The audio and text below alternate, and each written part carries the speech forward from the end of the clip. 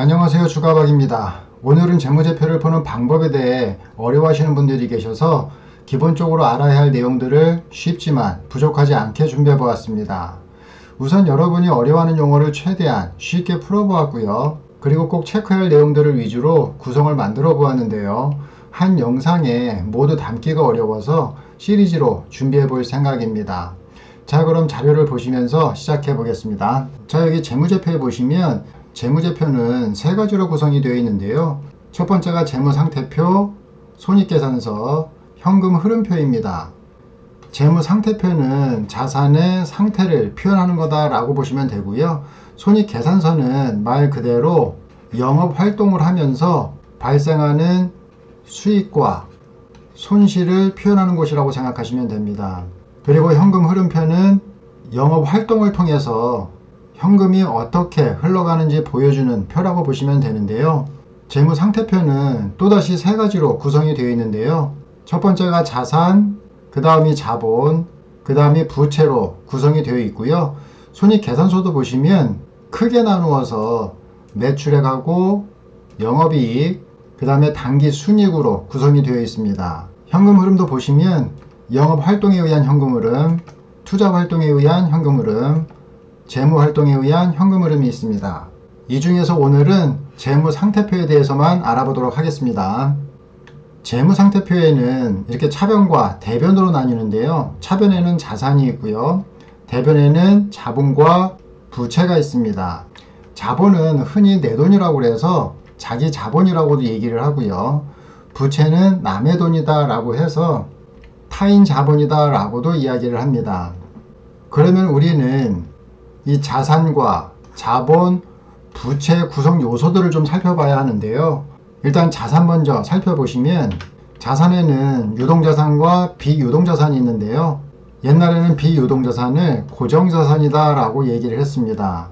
그럼 이 유동과 비유동의 차이점이 뭐냐면요. 유동은 1년 안에 현금화할 수 있는 자산을 얘기하는 거고요. 비유동자산은 1년 안에 현금화할 수 없는 자산을 이야기하는 겁니다. 그리고 이 유동자산에는 당좌자산이 있고요. 재고자산이 있습니다. 이 당좌라는 개념은 임금이 앉는 자리로 즉석의 의미를 갖고 있습니다. 그래서 보통 3개월 이내에 현금화할 수 있는 자금을 당좌자산이라고 얘기를 하고요. 재고자산은 뭐 다 아시다시피 기업에서 출고되지 않은 제품들을 얘기한다 라고 보시면 됩니다. 그래서 재고자산은 따로 설명드릴 건 없는데요. 당좌자산에 있는 항목들을 또 한번 보시면 현금하고 현금성 자산이 있습니다. 현금은 설명 안 드려도 아시겠지만 현금성 자산에는 단기 금융 상품이 있고요. 단기 매매 증권이 있습니다. 여기서 단기 금융 상품이나 단기 매매 증권 그런 용어가 상당히 좀 어려워 보이는데요. 간단하게 말을 해서 주식이나 채권을 생각하시면 되고요. 우리가 흔히 예금하는 보통 예금도 당좌자산에 속하고요. 그 다음에 기업이 발행하는 수표나 또는 어음도 당좌자산에 속한다 라고 보시면 됩니다. 그래서 당좌자산에는 현금과 현금성 자산이 있고요. 현금성 자산에는 단기 금융상품과 단기 매매증권이 있는데 말은 어려워 보이지만 그냥 주식이나 채권이다 라고 생각하시면 되고요. 그리고 우리가 흔히 이용하는 보통예금 또는 기업이 발행하는 수표나 어음 등 이런 것들이 다 당좌자산이다 라고 보시면 됩니다. 그 다음에 비유동자산으로는 투자자산이 있고요. 유형자산이 있고 무형자산이 있습니다. 이것도 간단하게 설명을 드리면 말 그대로 투자한 자산이라고 보시면 되고요. 그 다음에 눈에 보이는 자산과 눈에 보이지 않는 자산이다 라고 보시면 됩니다. 자, 그러면 당좌자산, 재고자산, 투자자산, 유형자산, 무형자산에 대한 구성 항목들을 알아보도록 하겠습니다. 우선 당좌자산을 보시면 조금 아까 말씀을 드렸던 현금과 현금성 자산이 있고요. 그 다음에 물건을 팔고 나서 현금이 아닌 채권으로 받은 매출 채권이 있습니다. 그 다음에 회수하지 못할 매출 채권에 대비해서 대손 충당금을 적립해 놓고요. 단기 대여금이 있고요. 그 다음에 미수금과 미수수익이 있는데요. 말 그대로 미수금은 제품 거래에서 발생한 채권이 아니고요. 제품 이외 상거래에서 발생한 채권이라고 보시면 됩니다. 그 다음에 미수수익은 아직 받지 못한 수익이라고 생각하시면 되고요. 그 다음에 선급금과 선급비용이 있는데요. 선급금은 제품값을 미리 준 것을 얘기하고요. 선급비용은 앞으로 발생할 비용을 미리 지급한 비용이라고 보시면 됩니다. 이렇게 당좌자산에는 현금 및 현금성 자산, 매출 채권, 대손충당금, 단기대여금, 미수금과 미수수익, 선급금과 선급비용이 있습니다. 그 다음에 재고자산을 보시면 재고자산은 항목들을 보시면 여러분이 대충 다 아실 텐데요. 간혹 상품과 제품을 구별 못 하시는 분들이 계셔서 간단하게 말씀을 드리면 제품 같은 경우에는 이 기업이 만든 물건이다 라고 생각하시면 되고요. 상품은 타 기업이 만든 물건이다 라고 생각하시면 됩니다. 그 다음에 원재료나 소모품, 제공품은 뭐 따로 설명드리지 않아도 다 아실 것 같아서 넘어가기로 하고요. 그래서 재고자산에는 상품과 원재료, 소모품, 제공품, 제품이 있다라는 거 기억해 놓으시면 됩니다. 근데 여기서 보시면 매출 채권과 대손 충당금에 제가 빨간색으로 체크를 해 놨는데요.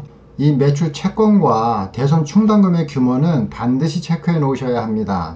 보통 매출이 증가하면 매출 채권이 증가하는 건 당연하지만 이 매출 채권하고요, 이 재고자산이 과도하게 증가를 한다면 그 이유를 반드시 체크하셔야 됩니다. 가장 좋은 방법은 그 기업의 IR 담당자한테 전화를 하셔서 확인해 보시는 게 가장 정확하고요. 물어보실 때 이 매출 채권이 증가한 이유하고 회수 방법을 증권 담당자로부터 확인하시면 되고요.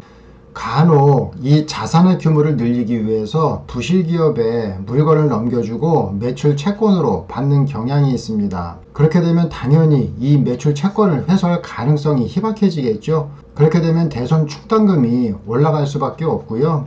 다음 영상인 손익계산서에서 말씀을 드리겠지만 이 대손 충당금은 손익계산서에 대손 상각비로 처리가 되게 되어 있습니다. 자세한 내용은 그때 말씀드리기로 하고요.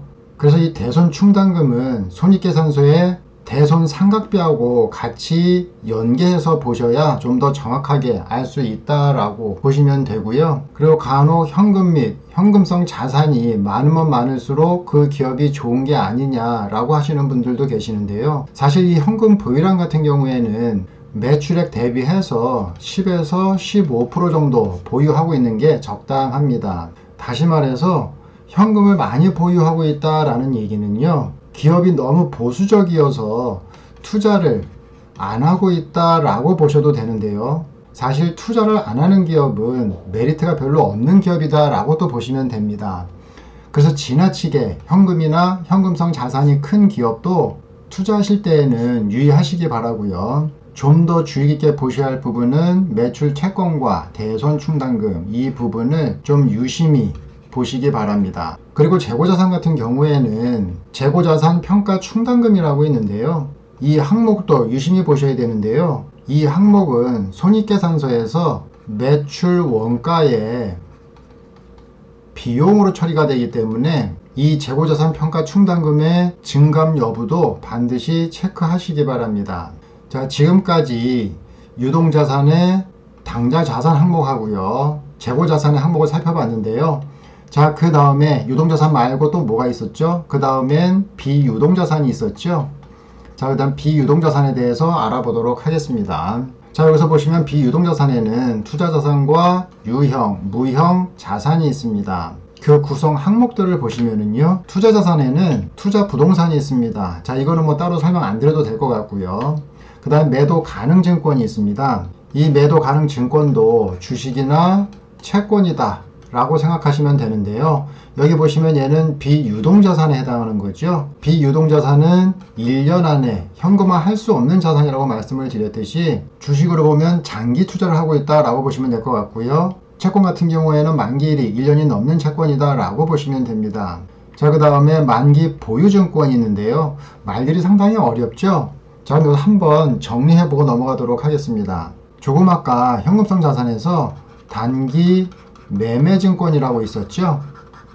자, 요 차이를 잠깐 보시면 이 셋 다 주식이나 채권이다 라고 보시면 됩니다. 그래서 매도하는 증권도 주식하고 채권이다 라고 보시면 되고요. 단기 매매 증권도 주식하고 채권이다 라고 보시면 됩니다. 근데 만기 보유증권 같은 경우에는 주식은 안 되고 채권만 해당이 되는데요. 그 이유는 솔직히 주식에는 만기가 없습니다.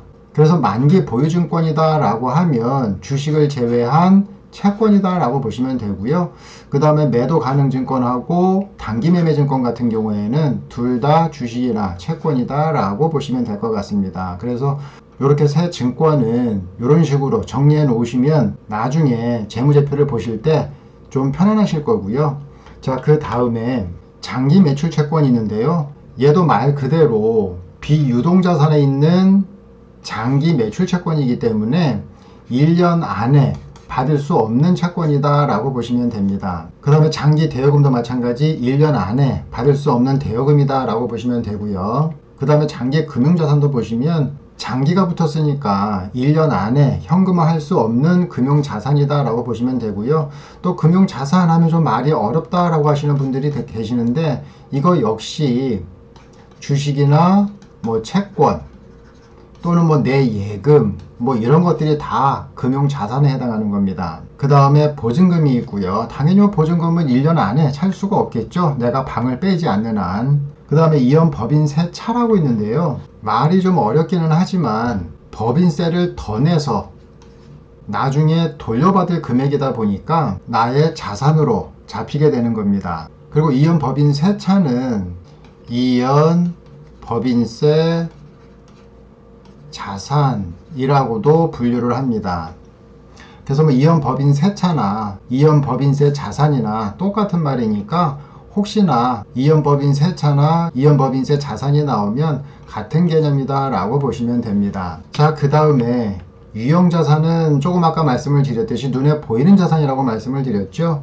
그래서 우리가 흔히 알고 있는 토지, 그 다음에 건물, 그 다음에 구축물, 그 다음에 건설 중인 자산, 그 다음에 기계장치, 만약에 뭐 공장을 한다면 그 공장에 필요한 기계장치들이 필요하겠죠. 이런 것들이 다 유형자산에 해당이 되고요.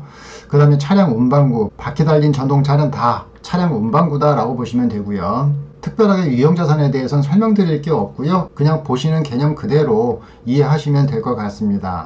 자, 그 다음에 무형자산은 보이지 않는 자산이다 라고 말씀을 드렸죠. 자, 영업권, 눈에 보이지 않죠. 자, 그 다음에 산업재산권, 라이센스, 프랜차이즈, 지적재산권 다 눈에 보이지 않는 무형자산이다 라고 보시면 됩니다. 그 다음에 중요한 게 개발비라는 게 있습니다. 그래서 무형자산에서는 이 영업권과 개발비만 유심히 좀 보시면 되고요. 사실 이 개발비 같은 경우에는 분식회계도 가능한 항목이다 라고 보시면 됩니다. 그리고 이 개발비 같은 경우에는 만약에 개발에 실패를 하게 되면 이게 손익계산서에 큰 손상 처리가 되어 버립니다. 그래서 항상 기대감으로 움직이는 제약회사들이 개발비가 좀 큰 편에 속하는데요. 그 개발에 실패를 하게 되면 손익계산서에 손상 처리가 크게 잡히니까 이런 부분들은 좀 유심히 보셔야 되고요. 그리고 이 유형자산 같은 경우도 마찬가지입니다. 보통 매출액 대비해서 한 40에서 60% 정도 비중을 차지하는 게 정상적이다 라고 보시면 될 것 같고요. 만약에 장치산업 같은 경우에는 사실 40에서 60%가 훨씬 더 넘어갈 수도 있습니다. 그런데 이 장치산업을 제외한 그 이외의 기업이 40에서 60%를 넘어간다면 그 이유를 반드시 확인하셔야 되고요. 확인하는 방법은 조금 아까 말씀을 드렸던 IR 담당자한테 전화하셔서 물어보시면 됩니다. 왜 유형자산이 이렇게 자꾸 늘어나고 있는지. 그리고 투자자산에 제가 장기 금융자산에 이렇게 붉은색으로 체크해 놓은 이유는요. 장기라는 건 조금 아까 말씀을 드렸듯이 1년 안에 찾을 수 없는 금융자산이다 라고 말씀을 드렸죠.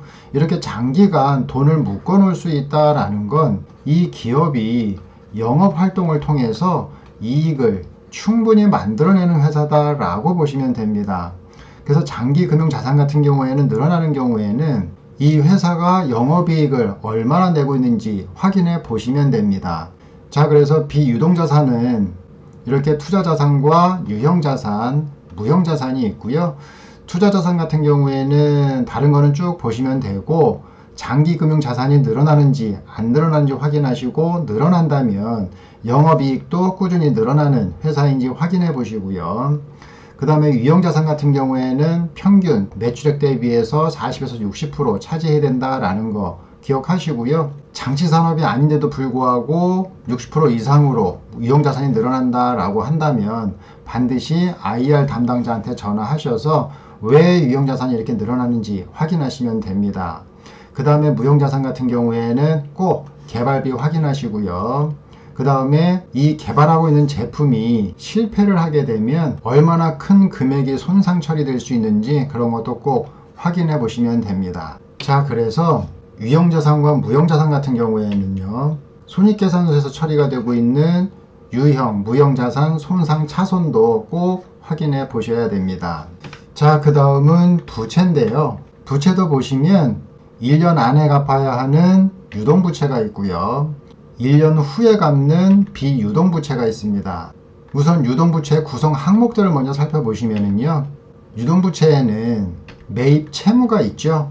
이 개념과 반대되는 개념이 뭐가 있었죠? 유동자산에, 여기는 이제 유동부채니까 유동자산에 매출 채권이 있었죠. 매출 채권은 내 제품을 팔고 현금 대신에 채권을 받았다라고 말씀을 드렸고요. 그럼 얘는 반대 개념이니까 타 기업의 상품을 받고 현금을 준 게 아니라 채권으로 지급했다라는 뜻입니다. 그럼 여러분 여기서 매입 채무와 매출 채권을 비교해 보셔야 되는데요. 내가 제품을 팔 때에는 외상으로 잘 주지를 않고 내가 타 기업의 상품을 살 때에는 외상으로 살 수 있는 기업이다라고 봤을 때 매입 채무는 늘고 매출 채권은 이렇게 감소하는 현상을 보이겠죠. 사실 이런 기업들은 이렇게 외상으로 팔지는 않고 물건을 살 때는 외상으로 사는 기업들 같은 경우에는 이 기업의 신용도가 높을 때만 가능합니다. 따라서 매입 채무하고 매출 채권의 비율을 봤을 때 매입 채무의 비율이 더 높은 기업이 신용도가 높은 기업이다 라고 보시면 되고요. 매입 채무 대비해서 매출 채권의 비율이 높은 회사 같은 경우에는 신용도가 낮은 기업이다 라고 보시면 됩니다. 그래서 단순하게 매입 채무와 매출 채권만 가지고도 이 기업의 신용도를 어느 정도 판단할 수 있고요. 자, 그 다음 유동부채로는요, 단기 차입금이 있습니다. 말 그대로 단기 차입금이기 때문에 1년 안에 갚아야 되는 차입금이다 라고 보시면 되는데요. 보통 단기 차입금이 늘어나는 회사는 조심하셔야 됩니다. 거꾸로 얘기하면 장기 차입을 못해서 단기 차입을 하는 경우인데요.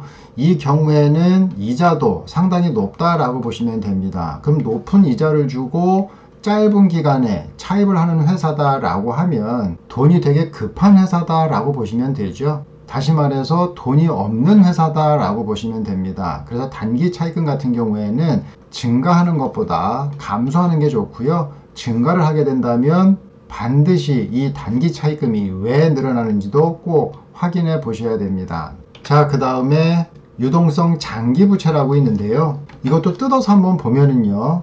유동성이라는 얘기는 1년 안이란 뜻이고요.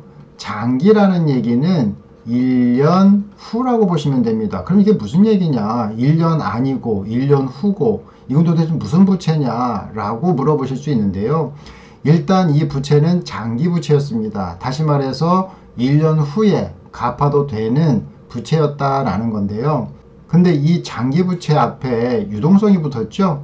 그래서 이 1년 후에 갚아도 되는 부채가 1년 안에 갚아야 되는 부채가 되었다라고 보시면 됩니다. 그래서 이 경우는 두 가지로 볼 수가 있어요. 만약에 3년 후에 내가 갚기로 하고 부채를 만들었는데요. 시간이 흘러서 1년 안으로 들어오면 당연히 이 장기 부채는 유동성 장기 부채로 바뀌는 거고요. 이 두 번째 경우가 좀 안 좋은 경우인데요. 만약에 3년 후에 갚기로 하고 돈을 빌렸는데 만약에 이 기업의 재무 상태가 자꾸 악화가 돼서 은행 입장에서 더 놔뒀다가는 3년 후에 이 돈도 못 받겠다 싶어서 이 기업한테 빨리 상환하라고 재촉하는 경우가 생깁니다. 그럴 때 아직 상환기간이 많이 남았는데도 불구하고 이 장기부채는 유동성 장기부채로 바뀌게 됩니다. 그래서 1번의 경우는 정상적으로 시간이 흘러서 장기부채가 유동성 장기부채가 되었지만 2번 같은 경우에는 시간이 흐르지도 않았는데도 불구하고 이 장기부채가 유동성 장기부채로 바뀐다면 이 부분은 꼭 또 확인해 보셔야 하는 부분 중에 하나가 된다라고 보시면 됩니다. 그래서 이러한 내용들은 재무제표에 주석에 보시면 구체적인 내용들이 나와 있으니까 꼭 주석도 같이 한번 읽어 보시고요. 자, 그 다음엔 미지급금과 미지급 배당금이 있습니다. 말 그대로 미지급금은 줘야 할 돈을 안 줬기 때문에 거꾸로 얘기하면 나한테 빚이 되는 거고요. 배당금도 줘야 할 배당금을 아직 안 줬기 때문에 나한테는 아직 줘야 할 빚이 되는 겁니다. 그 다음에 선수금과 예수금이 있는데요. 이것도 아까 유동자산에서 반대 개념으로 뭐가 있었죠? 선급금이 있었죠. 이거는 미리 받은 돈이니까 어차피 내가 줘야 되는 돈이 되어버리죠. 그래서 나한테는 빚이 되어버리는 거고요. 이거는 선급금, 미리 준 돈이니까 나중에 받으면 되죠. 그래서 이거는 유동자산으로 잡히는 겁니다. 예수금도 마찬가지, 그냥 선수금과 비슷한 개념으로 보시면 되고요. 그런데 제가 선수금에 빨간색을 표시해 놓은 이유는요, 이 선수금은 제품값을 미리 받은 돈이다 라고 보시면 되는데요. 그 얘기는 결국 향후에 매출이 증가할 수 있는 여지가 있다라고 보시면 됩니다. 그래서 선수금이 증가를 한다면 향후 매출 증가 가능성과 연관이 있는지 확인해 보시면 되고요. 참고로 여기서 보시면 미지급금, 미지급 배당금, 선수금, 예수금 같은 경우에는 이자가 발생하지 않는 부채라고 보시면 되고, 단기 차입금과 유동성 장기부채 같은 경우에는 이자가 발생하는 유동부채다라고 보시면 됩니다.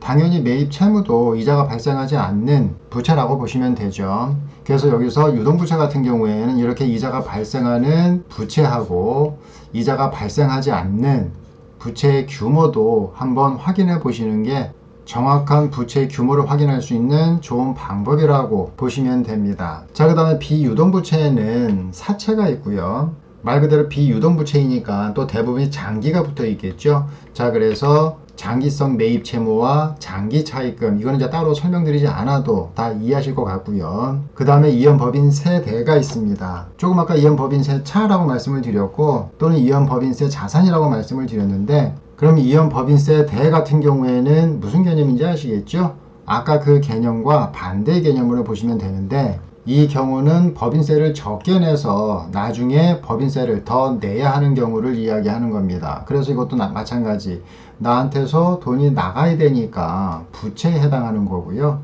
이연 법인세대도 마찬가지, 다른 말로 표현을 하면 이연 법인세 부채라고도 표현합니다. 그래서 이연 법인세대나 이연 법인세 부채나 또 같은 개념으로 이해하시면 됩니다. 자, 그 다음에 마지막으로 자본이 있는데요. 자, 자본에는 자본금이 있고요. 그 다음에 잉여금이 있고요. 그 다음에 자본 조정이 있습니다. 근데 이 자본 조정은 옛날에 쓰던 말이고요. 지금은 기타 자본으로 구성 항목이 바뀌었습니다. 이 자본금은 우리가 흔히 알고 있는 시가총액이다 라고 보시면 되고요. 이 시가총액은 액면가에 주식수를 곱한 금액이다 라고 보시면 되죠. 여기서 좀 유심 있게 보셔야 할 건 잉여금인데요. 잉여금에는 자본잉여금이 있고요. 그 다음에 이익잉여금이 있습니다. 이 시가총액은 따로 설명드릴 게 없고요. 이 자본잉여금과 이익잉여금, 기타 자본만 좀 알아보도록 하겠습니다. 이 자본잉여금은 보시면 주식발행 초과금이 있고요. 감자 차익이 있고요. 자기주식 처분 이익이 있습니다. 자본잉여금이다 라고 하니까 이건 또 뭔 말인가, 자본이라는 말도 잉여금이란 말도 분명히 이해는 하는데 이렇게 붙여놓으면 무슨 말인지 모르는 분들이 계시는데요. 말 그대로 이 자본이란 얘기는 간단하게 말해서 그냥 주식이라고 보시면 됩니다. 그래서 이 주식을 발행해서 초과한 금액, 이 금액이 자본잉여금이 되는 거고요. 그 다음에 감자 차익이란 얘기는 주식을 소각해서 발생한 차익이 또 자본 잉여금이다 라고 보시면 됩니다. 그리고 자기 주식을 처분해서 생긴 이익이 자본 잉여금이다 라고 보시면 되는데, 이 셋 다 공통점은 다 주식이죠. 그렇죠? 이렇게 주식으로 인해서 발생하는 손익이 다 자본 잉여금으로 잡힌다 라고 보시면 되고요.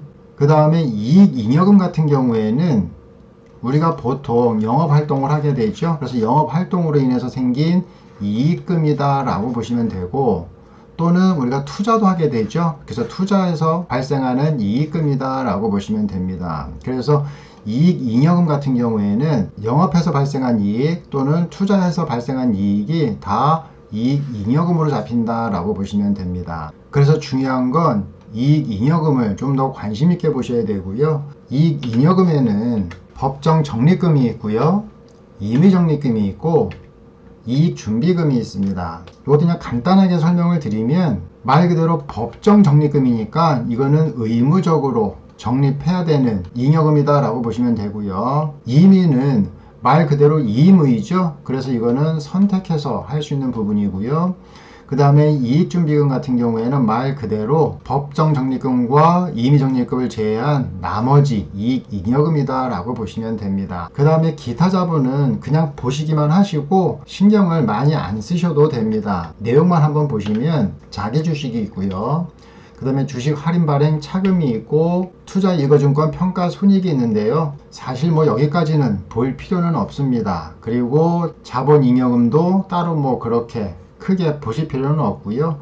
이 부분만 조금 신경 써서 보시면 됩니다. 자, 이렇게 오늘 재무제표 중에서도 재무상태표에 대해서 좀 알아봤고요. 재무상태표에는 자산이 있고 자본이 있고 부채가 있다라는 거 확인했습니다. 그 다음에 이 자산과 자본과 부채 구성 항목까지 꼼꼼히 한번 살펴봤는데요. 실제로 재무제표를 보며 확인해보고 마무리하도록 하겠습니다. 자, 재무제표를 확인하고 싶으시면 자, 여기 다트에 찾아서 들어가시면 재무제표를 확인하실 수가 있습니다. 자, 그래서 한 기업의 재무상태표를 한번 보시면 여기 뭐 26기, 27기, 28기 나와 있죠. 여기 연도 보면 2017년, 2018년, 2019년에서 3년치의 재무제표가 나와 있습니다. 그래서 여기서 보시면 조금 아까 우리가 확인하는 자산이 있고요. 그 다음에 여기 자산에 유동자산이 있고 비유동자산이 있죠. 그 다음에 여기 보시면 자산 총계해서 마지막으로 자산에 대해서 정리가 되어 있고요. 현금성 자산, 이제 이해 가시죠? 그 다음 매출 채권이 있고, 그 다음에 기타 금융자산이라고 되어 있는데, 이런 것들은 특정 짓기가 힘들어서 그냥 기타라고 표현해 놨다라고 보시면 되고요. 그냥 금융자산이다라고만 확인하시면 됩니다. 그래서 여기서 여기까지가 당좌자산이다라고 보실 수 있고요. 그 다음에 여기 재고자산, 그 다음에 기타 유동자산이 있는데, 기타 유동자산 같은 경우에도 뭐 3개월 이내면 당연히 당좌자산에 해당할 거고요. 만약에 3개월 이상이다 라고 한다면 그냥 유동자산에 해당하겠죠. 그래서 여기 내용들 보시면 어려운 용어들 없죠. 그 다음에 비유동자산에 보시면 기타 포괄손익 공정가치 측정 금융자산이라고 되어 있는데요. 이런 것도 나중에 제가 설명드리기로 하고, 자, 매도 가능 금융자산이 있죠. 여기 비유동이 붙었으니까 1년 후에 현금화할 수 있는 금융자산이다 라고 보시면 되고, 이것도 1년 후에 현금화할 수 있는 채권, 그 다음에 기타 1년 후에 현금화할 수 있는 자산이다 라고 보시면 됩니다. 그 다음에 유형자산은 눈에 보이는 자산이라고 말씀을 드렸고, 그 다음에 투자부동산, 아까 투자부동산은 투자자산에 해당했었죠. 그 다음에 무형자산, 사용권 자산도 보시면 무형자산에 해당할 수가 있겠죠. 그렇죠? 자, 그래서 용어들 보시면 그렇게 이제 낯설지 않을 거다라는 생각이 들고요. 여기 부채도 보시면 유동부채가 있고, 그 다음에 비유동부채가 있죠. 여기 재무제표에 보시면 이게 종속 항목들은 이렇게 한 칸씩 들여 써놨습니다. 그래서 좀 구별하기 쉽고요. 자, 유동부채는 뭐가 있나요? 매입채무가 있고, 법인세 부채가 있고, 그쵸? 그 다음에 유동부채가 있고, 그 다음에 비유동부채에는 기타 채무가 있고요.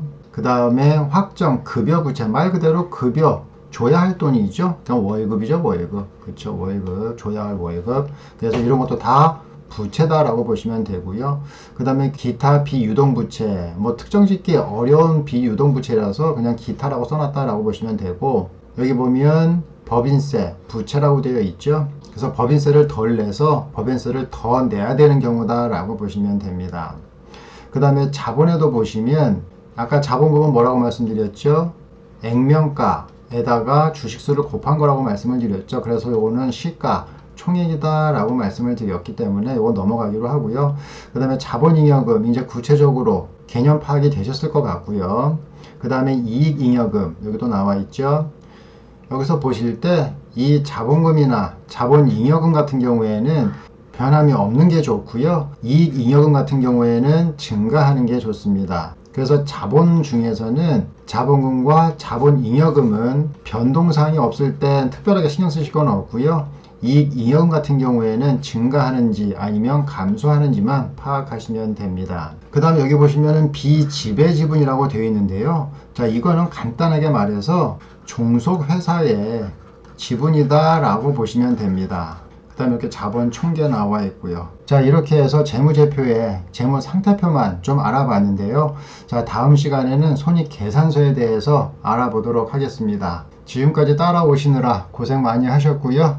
자, 이 영상이 도움이 되셨으면 구독과 좋아요 부탁드리겠습니다.